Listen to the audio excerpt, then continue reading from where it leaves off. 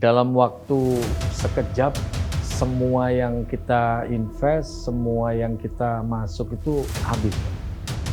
2021 saya ngalamin kecelakaan. Pak bangun, Pak. Semua cara sudah kita kerjakan, Pak. Namun, bisnis kita selalu gagal. Tidur saya nggak tenang, makan juga nggak bisa. Tolong jaga anak kita baik-baik ya, Ma. Papa, dokter! Saudara, hari ini kita tidak hanya berbicara tentang bisnis dan keuangan, tetapi tentang keputusan yang bisa mengubah arah sebuah keluarga. Karena di balik angka dan perhitungan, ada harapan, ada impian, dan ada orang-orang yang kita kasihi. Apa yang terjadi ketika sebuah keputusan investasi berujung kegagalan?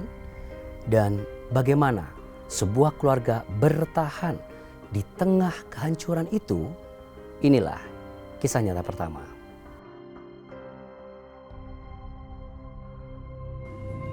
Pak Samuel, ini saya memberikan keuntungan investasi yang Bapak investasikan kemarin, Pak.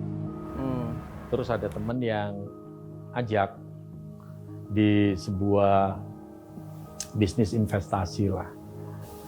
Jadi saya coba ikut waktu itu. Iya sih Pak, kalau kita lihat dari hasil yang kita dapat nih, kayaknya bakalan nanti semua tabungan kita, kayaknya kita akan investasikan Pak. Ya kan siapa tahu hasil lebih banyak. Hasilnya lumayan bagus. Jadi saya berpikir, waduh puji Tuhan lah, ini bisa jadi berkat nih. Kalau begitu saya pamit Pak ya. Gitu ya Pak ya. Ya. Terima kasih Pak. Terima kasih ya Pak ya. Ya. Dibantu Pak ya. Siap. Terima kasih ya Bu. Tapi rupanya di bulan Juni 2019, dalam waktu sekejap, semua yang kita invest, semua yang kita masuk itu habis, Pak. Jadi waktu pas lagi investasi itu sedang berjalan, transaksi yang dijeblukin itu subuh jam 4 atau jam setengah 5 pagi aku kebangun dan ngelihat aku ngeliat loh, kok ini ada posisi begini ya? Kok jam segini masih posisi dan ini kok minusnya gede banget, kok lotnya gede banget. Sampai akhirnya 2 kali transaksi dan akhirnya hilang amblas. Saya bangunin Bapak. Pak bangun Pak, uang kita hilang Pak. Bangun, uang kita hilang. Uang apaan? Ini loh uang yang kita investasikan di saham itu. Maksud sih? Ini sahamnya turun banget, anjlok. Bapak shock. Aku ngeliat reaksi Bapak, aku lebih shock. Aku pikir, aduh, ini kalau aku ikutan emosi juga nggak ada yang bisa meredam. Iya bener. Kita udah nggak punya apa-apa lagi. Makanya waktu Bapak kondisinya kaget, mulai kelihatan pucat dan tangannya juga mulai gemeter. Saya bilang, Hani udah tenang, udah.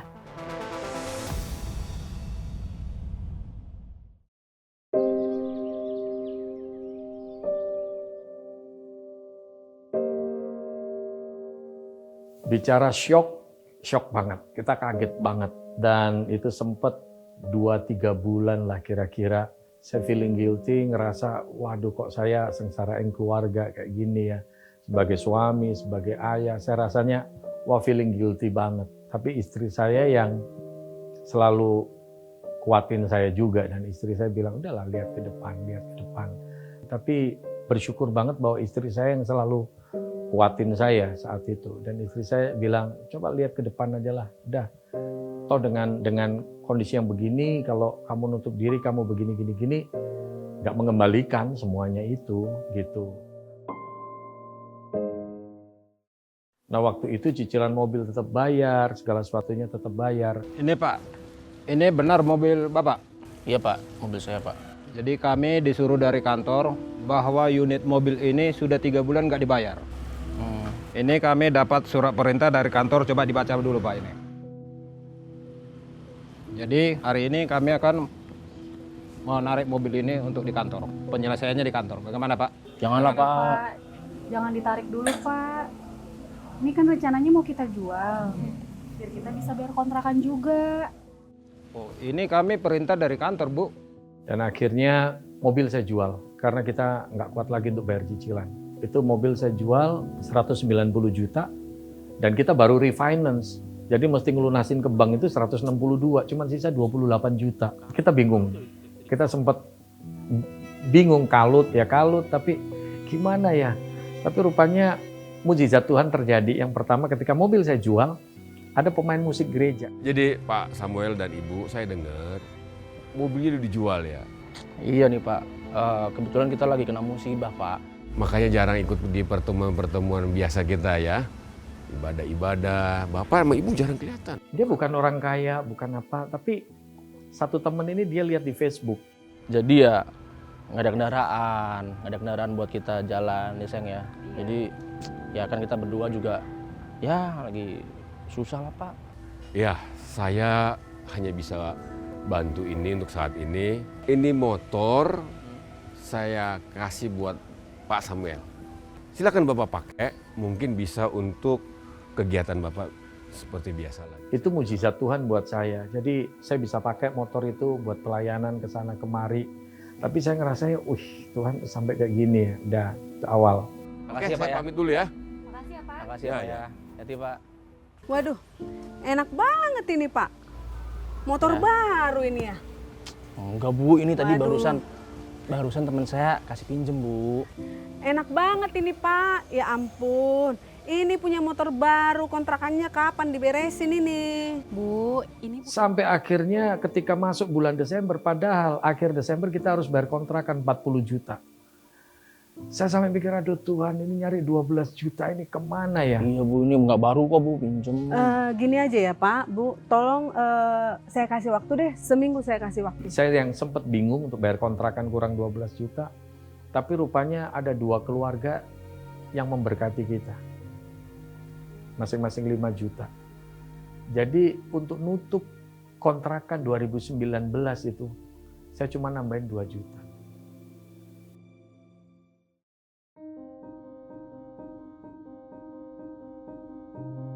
Terus masuk ke 2020, ternyata pandemi. Kondisi pandemi terjadi, semua jadwal khotbah nggak ada. Akhirnya saya improve untuk jualan. Jadi jualan soto Betawi. Pak, udah yuk kita pulang aja. Aku kan udah bilang tutup aja warung sotonya. Iya, tapi itu kan usaha kita. Iya, istirahat dulu. Besok kita lanjut lagi kalau kamu udah sembuh. Ya udah deh, kita pulang ya. Aduh.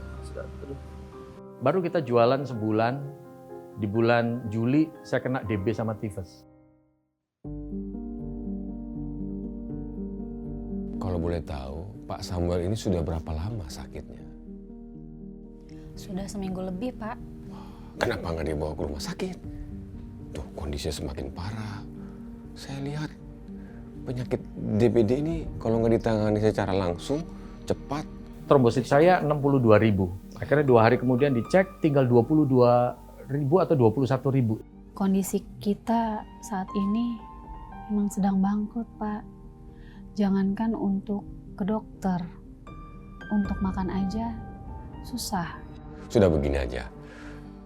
Kalau kenapa-napa, segera dibawa ke dokter, ya. Dan infokan ke kami, apa yang bisa kami bantu akan kami usahakan. Disuruh masuk rumah sakit, saya bilang, Pak, saya nggak bisa masuk rumah sakit. Karena saya nggak ada BPJS, saya nggak ada asuransi udah kita tutup. Dan malam itu saya sama istri, sama anak-anak, kita doa, selesai doa itu saya udah pamit. Kalau papa diizinkan Tuhan, besok pagi bangun, itu mujizat. Rupanya besok paginya saya masih bangun dan saya ngerasa itu anugerah Tuhan luar biasa.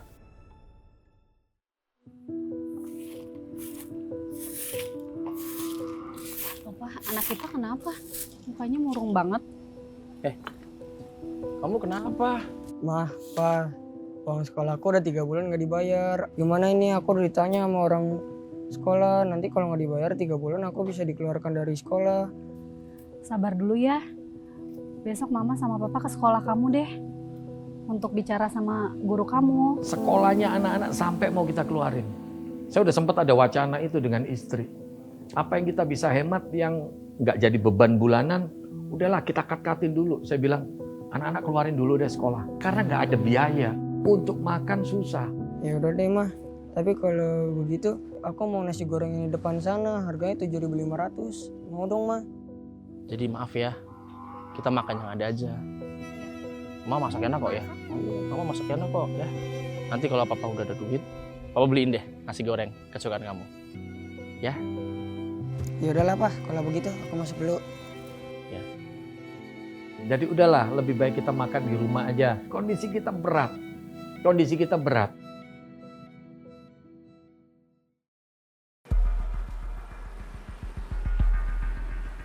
2021 ketika kita masuk 2021 ada hal yang di mata kita rasanya nggak enak. Tuhan izinin awal Maret 2021 saya ngalamin kecelakaan. Pak bangun Pak, Pak bangun Pak. Saya ngalamin patah tulang kaki kiri dalam kecelakaan itu. Setelah kecelakaan itu akhirnya kita dibawa ke Eka Hospital, kemudian di rongsen semuanya patah betul. Dan biaya estimasinya totalnya 57,5. Ibu, menurut tim medis kami, hasil dari pemeriksaan Bapak sudah membaik dan besok boleh pulang. Oh, terima kasih ya dok. Tapi saya mau tanya dok, untuk administrasinya itu gimana ya dok? Oh, semua sudah beres Ibu. Malah ada kelebihan dari uangnya, Ibu bisa ambil di administrasi ya Bu. Iya. Jadi Ibu ada kelebihan bayar. Kaget istri saya. Kekurangannya 17 juta, tapi kenapa kok ada kelebihan bayar? Ternyata ada seseorang yang transfer bukan ke rekening istri saya, tapi langsung ke rekening rumah sakit Husada. Transfer 30 juta. Jadi benar-benar ketika keluar, istri saya bukannya bayar kekurangan, tapi justru pulang bawa uang 13 juta. Itu mukjizat.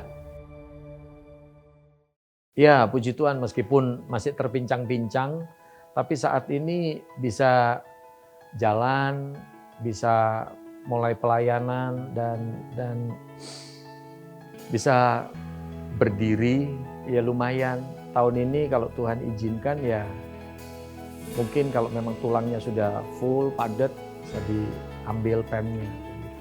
Ya, kalau dilihat runtutan masalah, memang masalah besar yang saat ini yang kita udah lewatin yaitu urusan ketipu, terus urusan Bapak sakit yang nyaris lewat, dan Bapak kecelakaan. Ya, saya cuma bisa bilang bahwa ikut Tuhan itu luar biasa. Ikut Tuhan itu bikin hidup lebih hidup. Dan ikut Tuhan itu sungguh dinamis. Kalau Tuhan memang mau bawa kita ke level yang lebih tinggi, artinya kita harus siap menghadapi ujian itu. Lewat setiap masalah, lewat setiap pergumulan, Tuhan itu mau bawa kita moving to the next level. Membuat kita semakin mengerti bahwa Dia itu ada. Pencobaan-pencobaan yang kamu alami ialah pencobaan-pencobaan biasa yang tidak melebihi kekuatan manusia. Sebab Allah setia. Kemudian dikatakan, karena itu Ia tidak akan membiarkan kamu dicobai melampaui kekuatanmu. Pada waktu kamu dicobai, Ia akan memberikan kepadamu jalan keluar.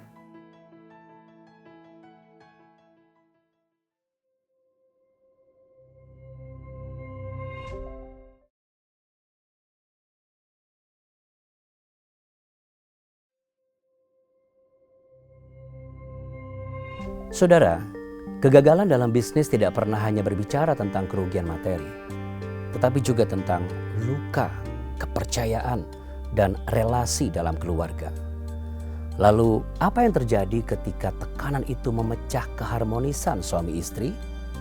Dan masihkah ada harapan untuk memulai kembali? Inilah kisah nyata berikutnya. Tolong jaga anak kita baik-baik ya, Ma. Papa, dokter! Semua cara sudah kita kerjakan, Ma. Namun, bisnis kita selalu gagal. Papa nggak tahu lagi harus bagaimana. Bu Devi. Bu Devi. Pak, itu pasti debt collector ya, Pak? Yaudah, Mama di sini aja ya. Gak Biar usah, Papa Pak. hadapi. Pak, udah, Pak. Biar Mama aja, Pak. Papa diam aja dulu di dalam ya. Aduh, Pak. Suami saya nggak ada, Pak. Mana suami lo? Dia lagi banyak kerjaan, Pak. 4 Sibuk, kali. Pak. Iya, bohong ini Ibu. Sibuk apaan? Bayarlah utangnya. Saya minta waktu ya, Pak. Belum ada. Kagak ada waktu, dari kantor itu udah tagihannya udah melampaui batas nih. Siapa yang bilang saya? Hah? Gua bayar utang lu. Siapa yang ya? Bayar utang lu, gua pukul lu. Bayar. Apa? Pak, udah nggak boleh begitu, Pak. Utang kata bayar utang. Diam. Gua pukul. Saya mohon, Pak. Minta waktunya lagi, Pak. Kapan lo bayar? Nanti saya kabarin ya, Pak. Diusahain. Nih, Pak, nih. Saya ngeliat istri Bapak nih. Kalau enggak, besok kami datang nggak ada, gua bisin lo. Pada saat terjadinya proses pengembangan usaha saya yang satu ini mengalami kebangkrutan. Jadi usaha yang sudah lancar ini akhirnya terpaksa modal apa semua kita buat nutup yang agen air yang hancur ini. Akhirnya ya kami suami istri kalau dibilang nggak bertengkar nggak mungkin ya. Pasti ada pertengkaran. Kami saling menyalahkan.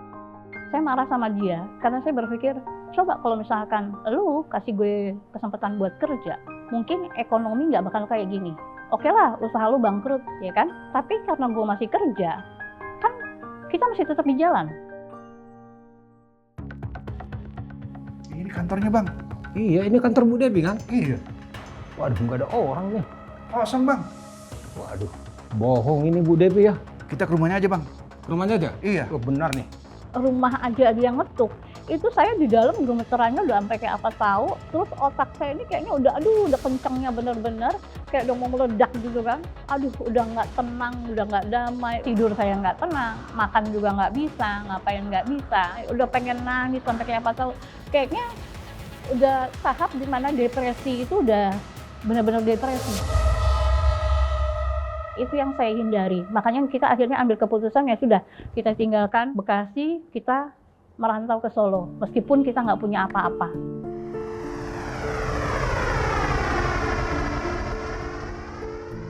Gimana usaha kita sekarang ini, Pak? Ya kita jalanin aja dulu, Ma. Kita juga harus sudah bersyukur. Kita masih dikasih usaha seperti ini. Kan Mama tahu sendiri, kemarin kita sempat bangkrut. Modal kita dibawa kabur orang. Ya mudah-mudahan hari ini dagangan kita laris, Ma. Saya berpikir udahlah saya nggak bakal bisa dapat kerjaan di Solo. Susah. Saya bikin makanan kecil-kecil. Saya titip-titipin di warung-warung. Bu, Iya. ini kuenya saya titip ya, Bu. Semuanya ada 50. Oh iya Pak, letak situ aja, ntar saya yang bilang sama orang warungnya. Oh ya, orang warungnya kemana, Bu? Lagi pergi sebentar, ada urusannya. Oh gitu ya. Nanti tolong bilangin nih kuenya macam-macam jenisnya, Bu ya. Harganya beda-beda ya, Bu? Iya. Ya, Bu. Iya. Terima kasih Pak. Iya, Bu. Sama-sama. Jadi suami saya yang cari pasar buat nitipin makanan-makanan kita, saya yang bikin. Itu lumayan lah ada pemasukan, ya kan? Tapi kan nggak cukup untuk biaya hidup, untuk semuanya, ya kan? Nih Pak, cepatnya nggak laku Pak. Ya, Bu. Saya minta tolong lah, Bu. Diusahakan, Bu. Masalahnya cuma ini satu-satunya dagangan saya, Bu. Ini sumber penghasilan saya, Bu. Yo gimana dong Pak? Dagang saya masih banyak nih Pak. Tapi besok saya bisa titip lagi ya, Bu ya? Boleh Pak. Pak, muka Papa pucat banget. Papa sakit, Pak. Badan aku kurang enak, Ma. Lagian dagangan kita kurang laku hari ini. Lihat aja, masih sisa banyak. Ya udah, Pak, nggak apa-apa. Yang penting ada yang laku aja. Sekarang Papa istirahat dulu ya. Nanti Mama buatin teh anget. Mama selesaiin kerjaan ini dulu. Iya, Ma. Papa istirahat ya. Tahun 2014 itu suami saya di bulan Maret ya, itu tiba-tiba ngalamin sakit. Pak, Papa cepat sembuh, Pak. Papa sehat lagi, Pak. Papa. Siang, Bu. Dokter, gimana keadaan suami saya, Dok? Jadi begini, Bu. Suami Ibu ini sakitnya sangat serius. Maksudnya serius itu gimana ya, Dok? memang ya sebetulnya mengarah ke umur Bapak nggak akan panjang, Bu. Suami saya bawa ke rumah sakit, dokter bilang umurnya tinggal 3 bulan. Dokter, dok, Ya, gimana dok suami saya keadaannya? secara medis ya Bu ya, kami sudah sangat berusaha. Tapi memang kalau saya hitung-hitung kayaknya umur Bapak nggak bisa lama ya Bu. Secara ekonomi, saya tuh habis benar-benar saat itu ya. Saya nggak kerja, suami saya masuk ke rumah sakit, anak saya 2 masih sekolah, butuh biaya apa, buat makan aja saya bingung.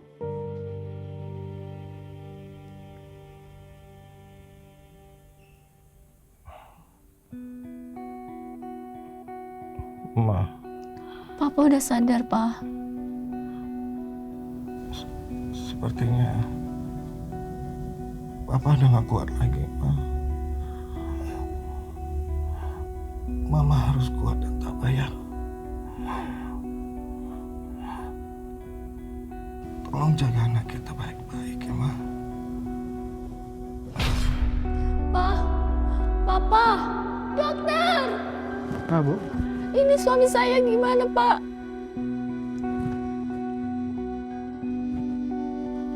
Gimana, dok?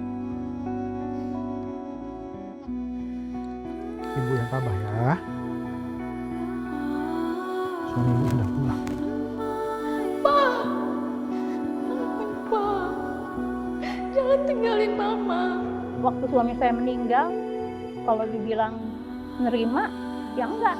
Jadi kayak marah banget sama Tuhan, nggak terima benar-benar posisinya, karena saya merasa Tuhan itu nggak adil.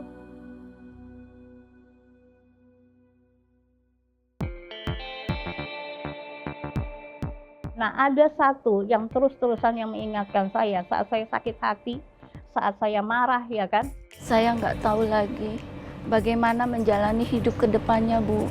Setelah suami saya meninggal, bagaimana nasib saya dan 2 anak saya? Saya bingung, Bu. Saya tahu, Bu, ini berat bagi Ibu dan ini butuh kerja keras. Tapi kita punya Tuhan, Bu. Kan di firman-Nya ada katakan, kuatkan dan teguhkanlah hatimu. Jadi kita punya Tuhan yang besar, Bu. Percaya. Ibu akan dipelihara oleh Tuhan, Ibu dan 2 anak Ibu. Jadi jangan sedih ya, Bu ya. Tetap semangat. Pemahaman saya tentang Tuhan itu mengalami yang namanya perubahan. Kalau dulu, pada saat saya mengalami permasalahan, persoalan dalam hidup saya kecewa sama Tuhan, saya marah sama Tuhan, saya bilang Tuhan itu tidak adil, apalagi pada saat Dia ambil suami saya benar-benar ngerasa, kok begini ya Tuhan? Tuhan bilang ikut Tuhan itu enak. Tuhan bilang ikut Tuhan itu semua disediakan. Kami sudah jatuh miskin, udah habis, udah semuanya, suami dipanggil Tuhan, kok nggak ada enak-enaknya? Dulu penuh dengan kecewa seperti itu. Tapi setelah berjalannya waktu, saya melihat pernyataan Tuhan itu luar biasa. Dia yang membentuk karakter saya. Dia yang membentuk kehidupan saya. Saya berserah sama Tuhan, saya udah nggak ngerti harus ngapain, tapi saya melakukan apa yang menjadi bagian saya. Dan sampai sekarang kita bisa tetap survive. Meskipun istilahnya kalau dibilang lebih, ya tidak juga. Tapi paling tidak, kita tetap bisa untuk makan. Tetap bisa untuk berjalan. Jadi jangan pernah takut untuk kita melangkah. Jangan pernah takut besok kita hidup seperti apa. Pegang aja. Burung di udara dipelihara, masa kita enggak? Tuhan pasti tolong.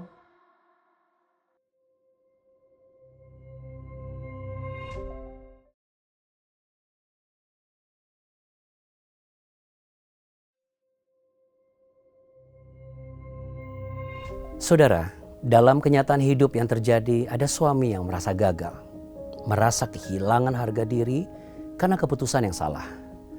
Ada istri yang terluka karena harapan yang hancur dan masa depan yang terasa tidak pasti. Bahkan ada keluarga yang harus menanggung hutang dan hidup dalam tekanan setiap hari. Dan mungkin hari ini Anda bertanya, kenapa semua ini terjadi? Apakah masih ada jalan keluar untuk keluarga saya? Saudara, firman Tuhan mengingatkan kita dalam Amsal pasal 14 ayat 12. Ada jalan disangka orang lurus, tetapi ujungnya menuju maut. Ayat ini mengingatkan kita bahwa tidak semua yang terlihat benar-benar membawa kebaikan. Bahkan terkadang, keputusan yang kita ambil dengan penuh keyakinan bisa membawa kita pada kejatuhan. Akan tetapi saudara, itu bukan akhir dari segalanya. Tuhan tidak pernah meninggalkan kita, sekalipun kita salah melangkah. Dia adalah Tuhan yang mampu membalikkan keadaan dan memberi hikmat untuk melangkah kembali. Saat ini, mari kita berdoa. Tuhan Yesus, Engkau melihat setiap suami yang merasa gagal saat ini, atau istri yang tinggal dalam ketidakpastian, keluarga yang masih kebingungan karena merasa masa depan mereka tidak begitu terlihat pasti. Tetapi saat ini hamba berdoa, bagi siapapun yang sempat mengambil keputusan yang salah dan sedang terlilit hutang saat ini, kiranya sentuhan kasih-Mu akan mengubahkan hati mereka, sehingga mereka saat ini benar-benar mendapatkan pengharapan. Dan ketika mereka datang kepadamu, aku percaya Engkau hanya sejauh doa. Sentuhan kasih-Mu akan membawa perubahan yang nyata dan mendatangkan mujizat. Dalam nama Tuhan Yesus Kristus, Engkau ada untuk semua yang datang kepadamu dan mau berserah kepadamu. Amin. Jika Anda ingin didoakan, silakan hubungi nomor telepon yang tertera di layar televisi Anda saat ini. Ada sejumlah orang dengan sukacita melayani Anda dan ada mujizat ketika Anda menghubungi kami. Saudara, Anda bisa menyaksikan lebih banyak lagi kisah dari manusia-manusia yang mendapat sentuhan kasih Tuhan di episode berikutnya. Dan kita akan melihat momen-momen penting saat Tuhan memulihkan setiap manusia dari segala pergumulan mereka melalui sentuhan kasih-Nya. Dan tidak hanya itu, ketika Anda menghubungi kami, selain Anda mendapatkan giveaway menarik dari kami, Anda juga akan merasakan bagaimana mujizat itu terjadi dalam kehidupan Anda. Bicara mengenai giveaway kami adalah sebuah buku yang saya yakin itu berguna untuk menambah wawasan dan memperkokoh iman Anda. Caranya mudah. Sekali lagi, jangan ragu hubungi nomor telepon yang tertera saat ini. Dan sampaikan pesan Anda bahwa Anda bukan hanya memiliki buku itu, tapi Anda juga ingin mendapatkan mujizat itu. Ingat, ketika Anda menghubungi kami, maka tim kami akan mendoakan Anda. Dan Anda akan mendatangkan mujizat. Sama seperti Anda segera mendapatkan buku itu ketika Anda menghubungi kami, karena kami akan mengirimkan kepada Anda. Saya Andi Othniel, senang sekali menemani Anda di program ini. Sentuhan Kasih. Sampai jumpa, Tuhan memberkati.